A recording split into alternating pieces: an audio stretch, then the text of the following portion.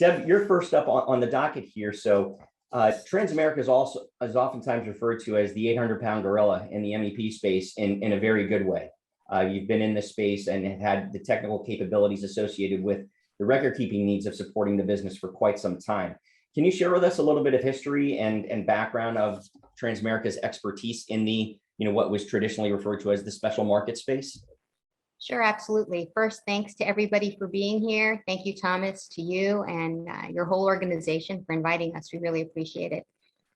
So yes, Transamerica has been in the pooled plan space for a very, very long time. We actually got into this channel through the multiple employer plan opportunities, and we started in this space 20 years ago.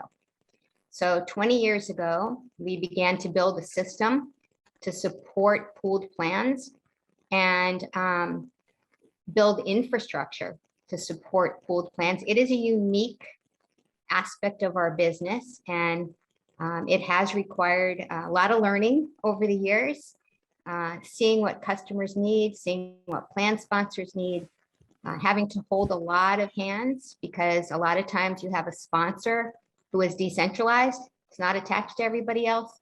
And so we've learned a lot. We have specialists on the sales front, we have specialists on the installation front, we have specialists on the service front. And to really support this market, that's, in our opinion at least, based on the experience that we've had, something that you really need, best practices. So we've learned a lot over the years. Now in 2010, we started to work with a partner down south who was trying to do an open MEP. And in 2012, when the Department of Labor put some bumpers in place, we had to very quickly pivot and explore a pooled plan outside of the MEP structure. And that's when the retirement plan exchange was born. The retirement plan exchange is basically a collection of single employer plans that pool together to get various benefits. So that program's been in place for almost 10 years. Early on, it was the snowball at the top of the mountain, moving very, very slowly. Today, with all the focus on pooled plans, there's a lot of activity in that space. And of course, because we've worked in multiple aspects of this space, we're very well positioned now to support PEP, to support group of plans or whatever version of that ends up coming to market.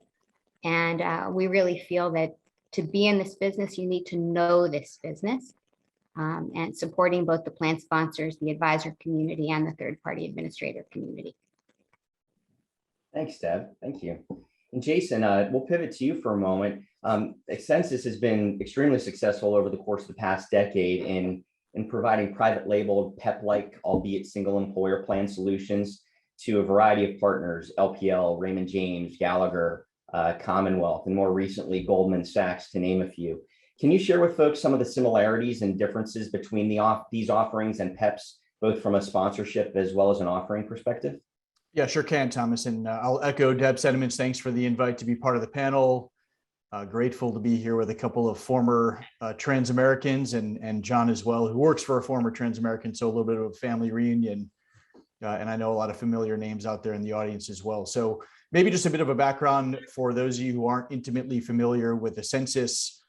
We really represent ourselves as the outsourcer of choice in the small and mid-sized market, meaning that while we do have our own branded fee-based solution, we're also the back office record keeper for institutions like Vanguard and Mutual of Omaha and BB&T before we acquired their book of business earlier in the year, and Fisher and State Farm and a number of others. And so just want to offer a little bit of a delineation between PEP-like solutions for the Gallaghers and the Raymond James and the UBSs, which we'll get into a bit, and the work that we do on behalf of other institutions to fuel their growth and to handle the operational responsibilities associated with the plan. And you mentioned Goldman Sachs, very proud to have launched a relationship with them to help them enter the DC space with a branded solution as recently as last week. So our work continues to be able to proliferate the offerings in a PEP-like environment, and very much applaud Transamerica. Agree, the 800-pound gorilla, was pleased to be part of that for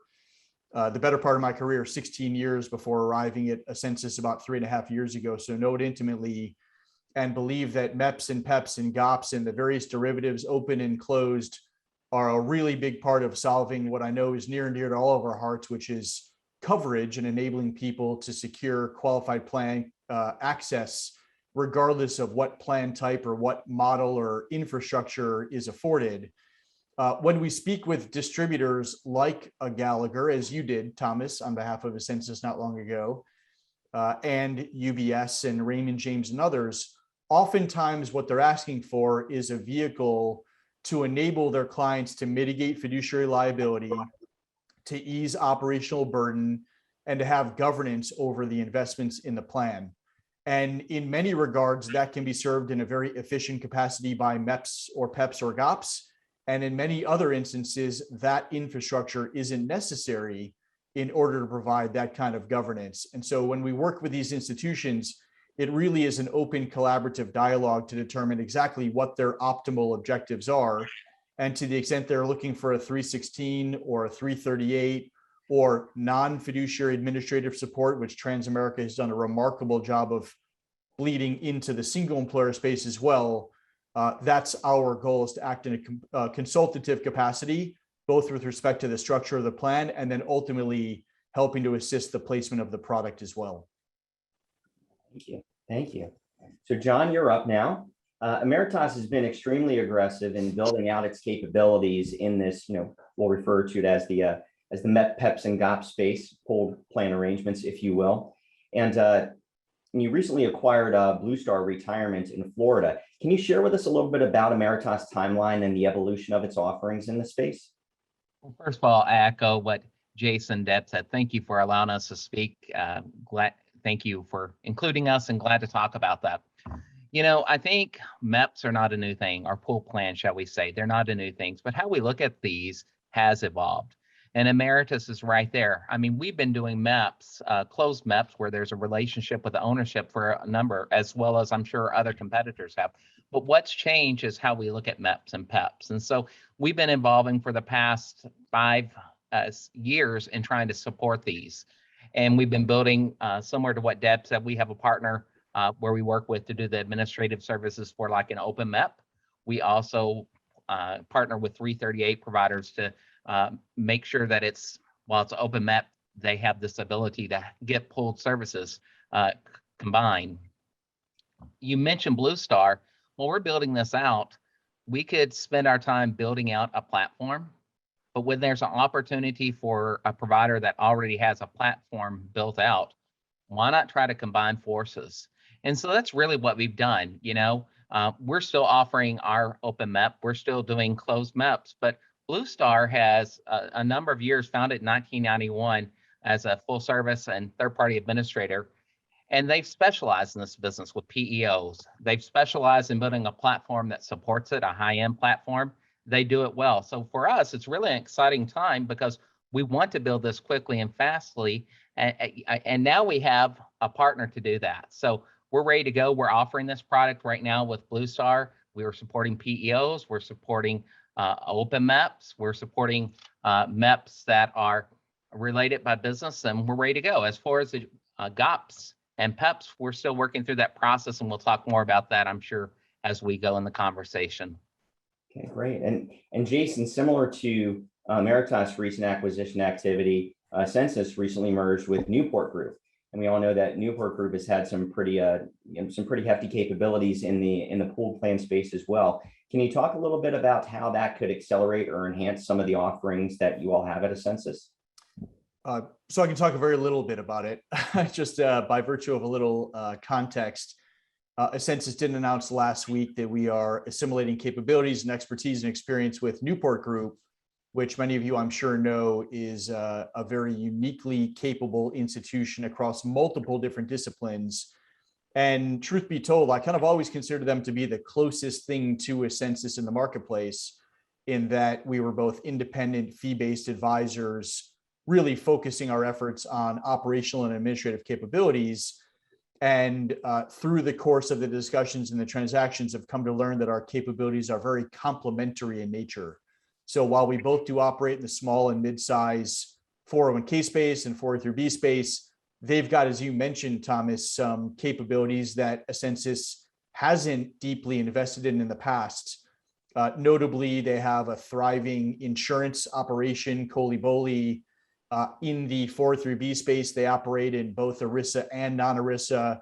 And then specifically, MEPs and PEPs have been a big part of their background and a growing part of their franchise going forward, with their own branded PEP and with a number of private labeled PEP solutions with the likes of UBS and Plan Member and Mesero and Locked In. And so the reason I mentioned I can only say a bit is because we announced the transaction last week. We won't close until first quarter of next year, probably give or take March 1st. So until then, we're still operating very much as separate and distinct institutions. I would say that I have as many questions as answers as to how we're going to leverage the capabilities going forward. But I think it does speak to the fact that Newport, like Emeritus, like Transamerica, has really invested resources in capitalizing on the momentum behind PEPs. And we'll all likely touch on it here in a bit. But look, these are programs that need to be sold. They're not typically bought. And it's really a mechanism of how our distribution partners and advisory firms and consultancies will choose to place their clients, as much as it is about affording capabilities that are unique to the PEP environment. So I think that was somewhere between a short and long answer. We're looking forward to digging into finding out how we can exploit it to a greater degree. But no doubt they, like Transamerica and Emeritus, have a bet in favor of the expansion down the road of the PEP environment. And thanks for sharing, Jason. Definitely exciting times and a lot to look forward to with regards to the expanded capabilities between the merged organizations. So, John, let me ask you, John, the distinctions between the varying arrangements, MEPs, PEPs, and GOPs, and the requirements that apply to each of them individually are typically more complicated than initially meets the eye. So if you take a step back for a moment, can you give our attending advisors a basic breakdown of some of the differences and similarities between the three offerings, MEPs, PEPs, and GOPs? Yeah, so let's just start out about how they're common. So really, you have multiple employers, they're working together, they're combining some of their administrative, some of their investment selection responsibilities to provide retirement plans to employees and achieve economies of scale. So I'm going to share this story with you. My folks at Emeritus rolled their eyes, and you all may roll your eyes as well. I was raised on a farm, and I always like to think about, we had chickens. So I always think about, I'm telling you, you're going to laugh when you hear me say this. I always think about the chickens. The mother hen who had her little chickens, the chicks there, she was always gathering them. They were always walking. She was gathering food for them. And I almost look at like this as sort of that analogy, because you have the one employer that's sponsoring the plan, and then you have all these adopting employers, other employers trying to sponsor a retirement plan. I think what's interesting about it is that prior to 2012, Deb mentioned this, we thought that these employers could be unrelated or related or what have you. They were just multiple employers. We could file 15500 and have one plan document, but the DOL sort of ruined our parade there and said, no, the employers had to be related. So with that being said, the first is a MEP, a multiple employer plan. And so with a MEP, they have to be related in some way, either by ownership or like an association or a PEO. And with that, they have one plan document, 15500. The testing separate except for individual limits. It could, the relationship, it could even be to a geographic region. There was this thing called the one bad apple rule, which sort of scared us, which meant that if one of the adopting employers had a compliance issue, all the employers shared in that. Fortunately, with the Secure Act, that's gone away. So this is really attractive for, associations, PEOs, or where there's some ownership, because you can combine the plans, just sharing one plan document, file 15500, one audit. It's no fun if you're a large employer and you're having to go through an audit. Those are costly and what have you. But if you could participate in a MEP where you're pulled together and file 15500 and have one audit, that's going to save you a lot of costs. But again, there has to be some relationship with the MEP, either ownership, association, or geographic region, or their PEO. A PEP is sort of new, and I think we're still trying to learn more about that. We're getting limited guidance from the DOL and IRS on that. This was permitted by the Secure Act.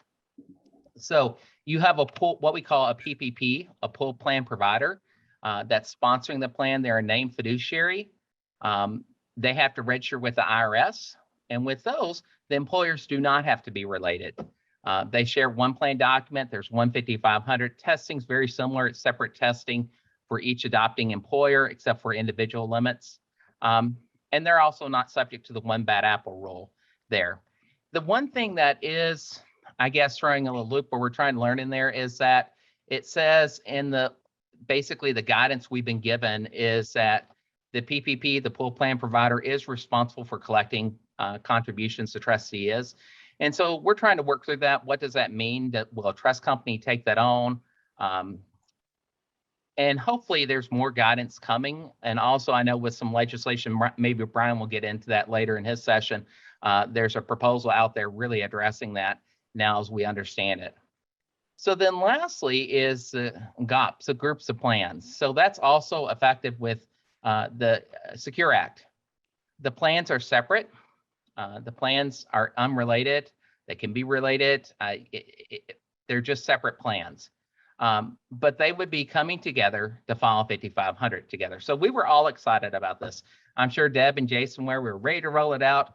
And then we got proposed rules from the DOL that says, okay, with these, you must have one trust. Well, if you're separate employers, how can you have one trust? That's something that just came out. The other thing is with the audit, what they're proposing now is that with the group of plans, when you're filing the 5500, if it's a large filer, you will have to have an audit. But also, if any of the employers are considered a large plan, they would have to have an audit. So it sort of kills it right now. We're hoping that something will come out, either more guidance or legislation that will make these more feasible, because I think that was the purpose of the Secure Act, was to offer these so they could pull together and file one form 5500 or get out of the multiple audits. And unfortunately, where we're at right now, that doesn't look like a possibility. So that's a little bit about the three. So hopefully you'll remember that by the mother hen and her little chicks. I don't know, maybe you'll give an eye roll and say that's the stupidest thing I've ever heard, but that's how I like to think of them. No, thank you, John. That was a great analogy. And for the advisors that are in attendance today, there will not be a quiz at the end here. So, but you can feel free to refer back to our recorded session that we'll be sending out to everyone afterwards. So let's pivot for a moment. Now that we've had a little bit of a conversation about who each of your organizations are, what they do in this space, a little bit of background on what the space actually is and what it means. Let's talk a little bit about potential targets and opportunities that advisors may have in this space. Deb, can you share with us a few things that advisors should contemplate prior to taking a dive into the deep end of this pool, and no pun intended there, pool and pool plans, but things that they well done. Yeah, a couple of things that they should think about as they're contemplating, okay, could this be a potential solution for a client or group of clients that I have?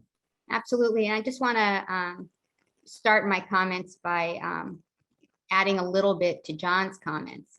I can share with everybody that we're seeing some activity, entities, broker-dealers jumping into the PEP space. And if you really look at what's coming out of Congress, Congress is making it very clear that they want that PPP to be an independent fiduciary. And that's something everybody's watching, because what exactly does that mean? What is it? How does that impact the operation of some of the plans that have already been born? We need to see that.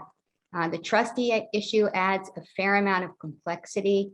This whole issue around the audit is a big deal, because something that's supposed to make it easier for employers and less expensive, they've actually piled essentially extra compliance requirements on that structure. So I'll just share with everybody, I live outside of Washington, D.C. I've had the wonderful opportunity to go to Congress, or to go to the IRS, or to go to the DOL. And I know that as an industry group, we're actively lobbying because we care so much about coverage.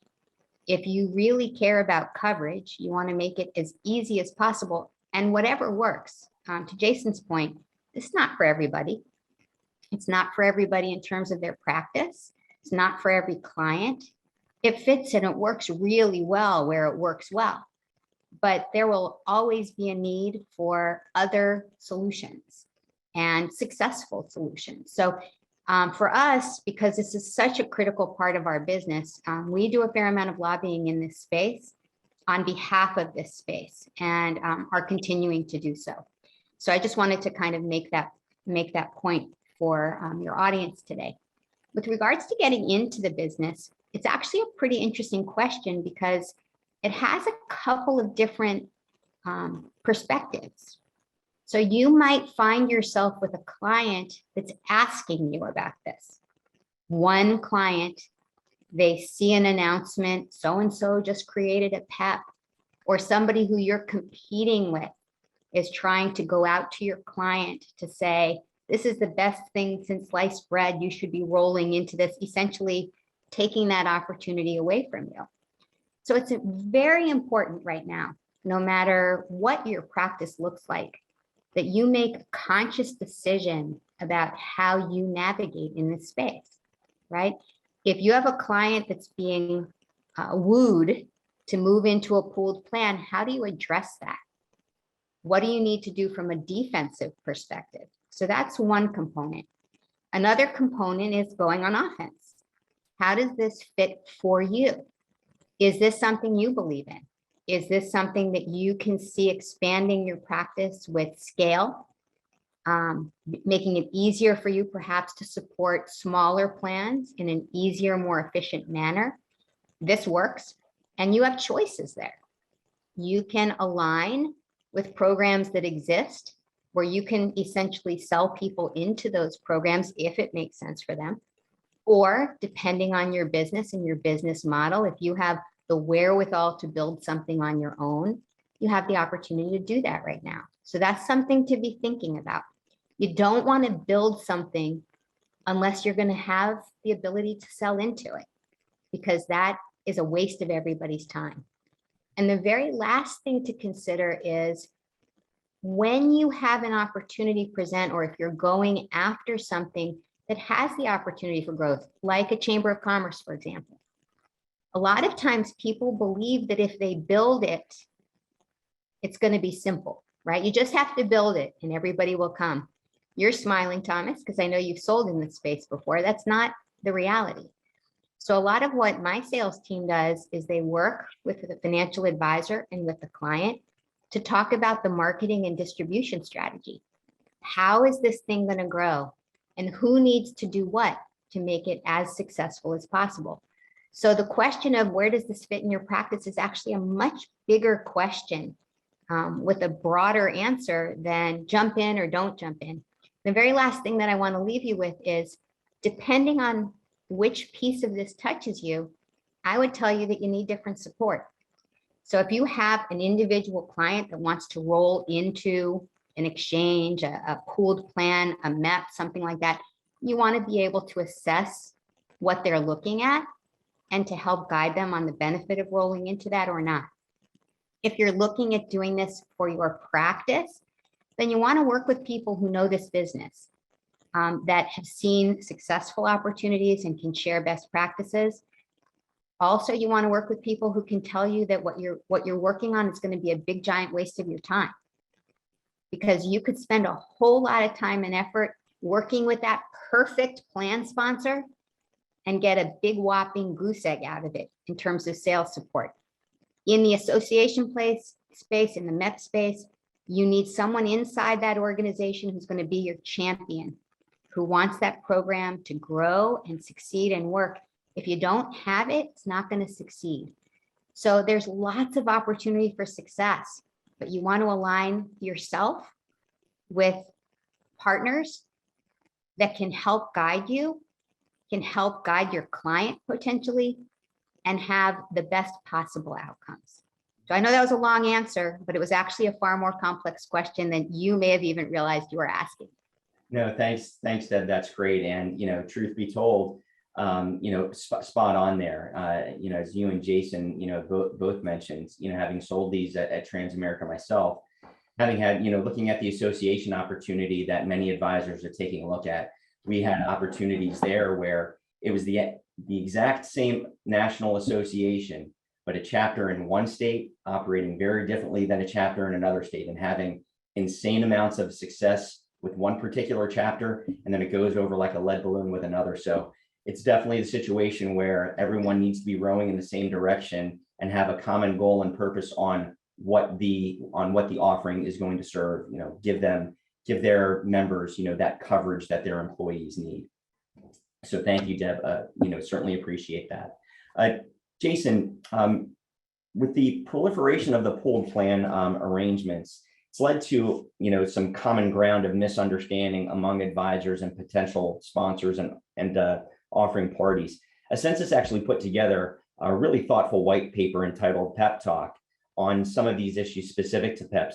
Can you share some of the common misconceptions that you've experienced at Ascensus? Sure. First of all, let me comment on that white paper, because I think many people interpret it as being an anti-MEP or PEP position. That's very much not the case. I think our contention was just simply, we're not sure that MEPs or PEPs uniquely solve anything that can't be solved through other plan arrangements as well. So they absolutely have a place. But a couple to answer your question of the misconceptions. First is they're not cheaper, right? So I think a lot of people presume that by virtue of assimilating into a pooled arrangement with other independent organizations that you can leverage economies of scale. The fact of the matter is organizations like Transamerica and Emeritus and Ascensus and others have driven efficiencies through our business such that we've brought the cost over the course of the last decade of traditional retirement programs down to a point that are in many instances already lower than traditional PEPs and MEPs could afford. And so when you're talking about access to institutional investments or personalized solutions like managed accounts, open architecture investments, those are already very much available, independent of MEPs and PEPs. And John mentioned it and Deb did as well. The notion of saving on audits is still very much in question. If you're a believer that most of the adopters of MEPs are going to be smaller employers anyway, sub 20 and certainly sub 100 employees, most of them wouldn't be subject to full-scale audits anyway. And so those savings are really meant to be mitigated. And then you have another mouth to feed, right? You have the PPP that doesn't exist in a traditional MEP environment. And if, as Deb mentioned, that institution is meant to be a truly independent fiduciary, they can't enrich themselves in any other capacity acting as the record keeper or 316 or 338. And so similar, I'm sure, to a lot of the advisors on the line who appreciate that some record keepers discount administrative or record keeping fees if you utilize their funds or their stable value. Similarly, I think a lot of PPPs enter the space as a means of driving business and presuming they wouldn't have to charge as a PPP because they're generating revenue in other disciplines. And that may or may not prove to be the case. And then the only other possible misconception is, as I think the other panelists have mentioned eloquently, this isn't a silver bullet, right? And MEPs have existed for a long time. If they alone had solved the coverage gap, we probably wouldn't have ever gotten to PEPs. It really is just a means of efficient distribution. So if you work with an advisory firm or you're an advisor out there today who's thinking of sponsoring a PEP, I think it's really more a function of your decision to want a single fund portfolio for all of your clients under a de minimis threshold, to have a single relationship with a 316 that can cascade fiduciary oversight over all of your clients. And it just makes it a more efficient sales process where you essentially say to your clients, this is my package in an advisory capacity if you're under 10 million of assets or 50 million, whatever your threshold may be. And if not, I might not be a good fit for you. And I think that's why a lot of firms like ours have worked with the UBSs and the plan members and so forth, because that's how some of those firms are choosing to distribute to the small market. I think Deb made a really good point. There may be advisors that are referencing the concept of a MEP or a PEP to their client, but by and large, clients are knocking on our doors saying, I want a MEP, or I want to be an adopter into a MEP.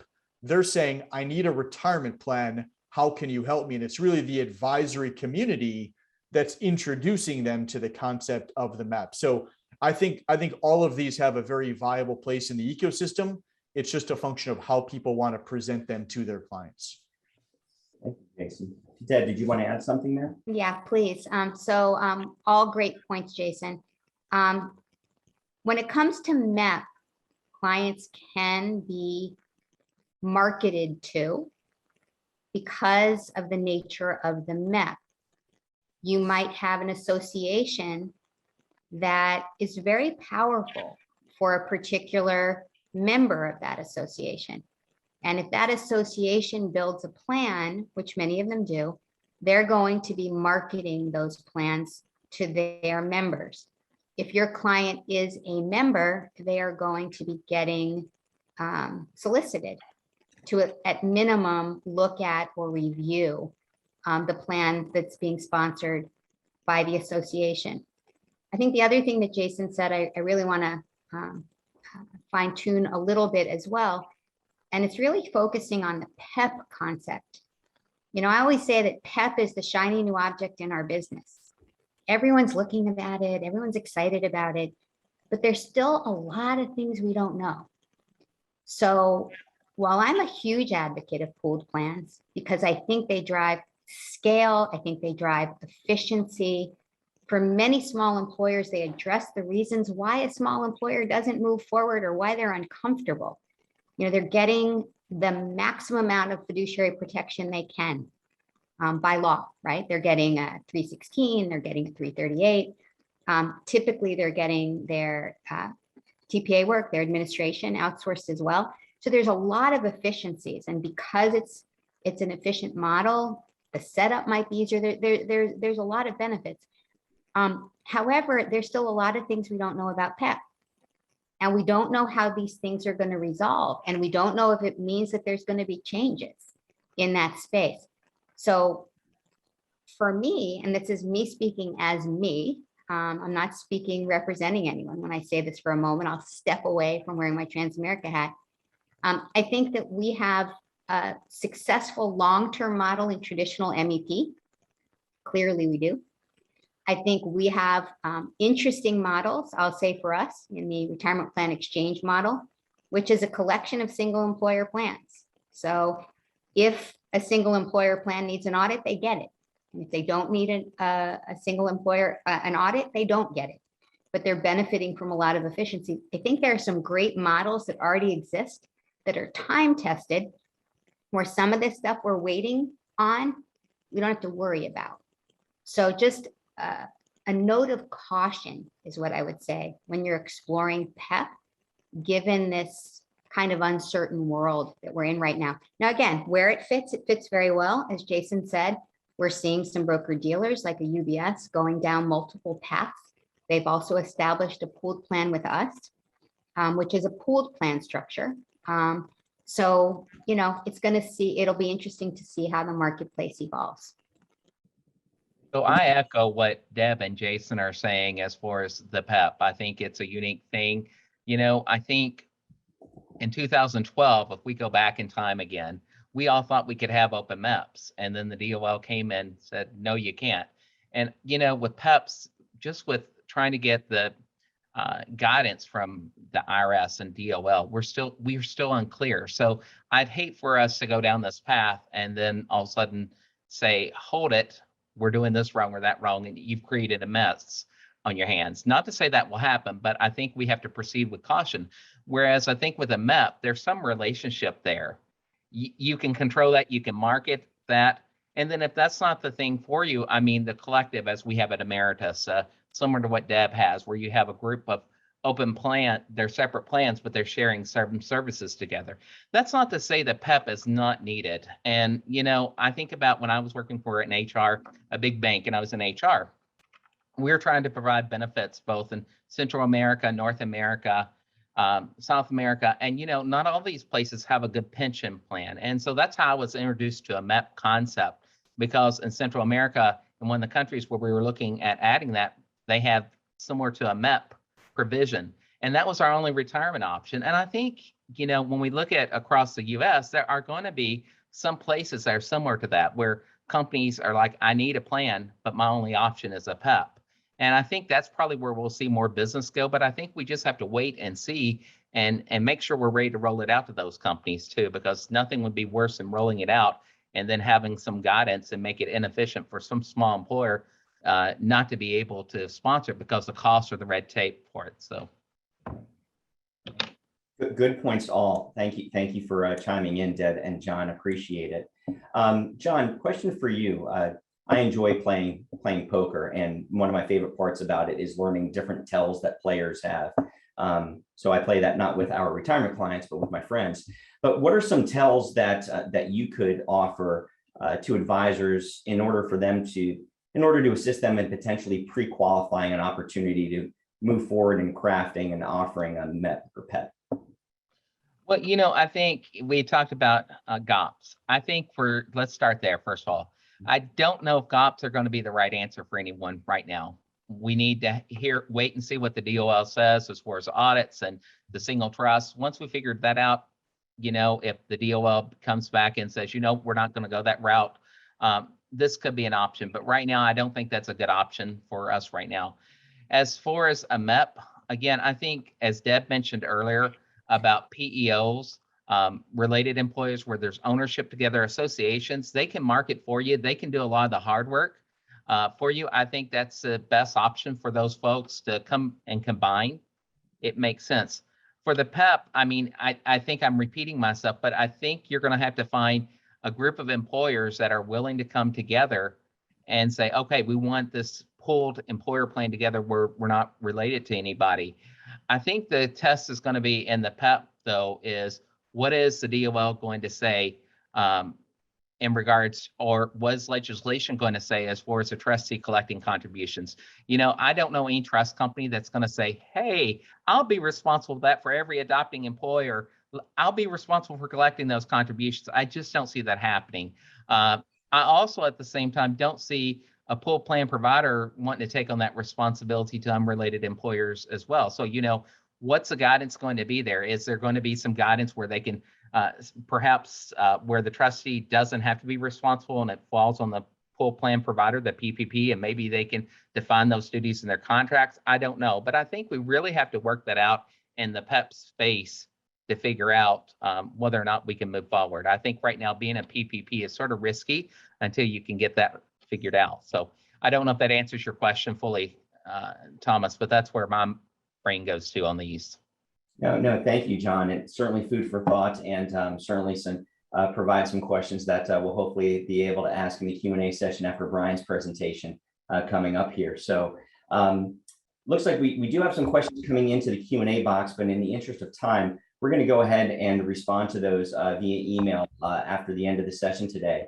So I just want to take a moment really to thank our panel for sharing their experience and insights into this complicated space. There's certainly a lot to contemplate when discussing these types of options with clients. And so it's nice to know that you have resources such as those provided in partnership with Definity by Transamerica, by Emeritus, and by Ascensus in clearing, what can oftentimes be muddied waters. So we'll go ahead and get those additional questions asked for you. I certainly want to take a moment to thank you, Deb, you, John, and you, Jason, for joining us today. Certainly a great panel conversation. I really enjoyed it. Great content. I'm going to thank you for your organization's continued partnership, and to the three of you individually for your continued friendship. So thank you so much. Really appreciate your time today.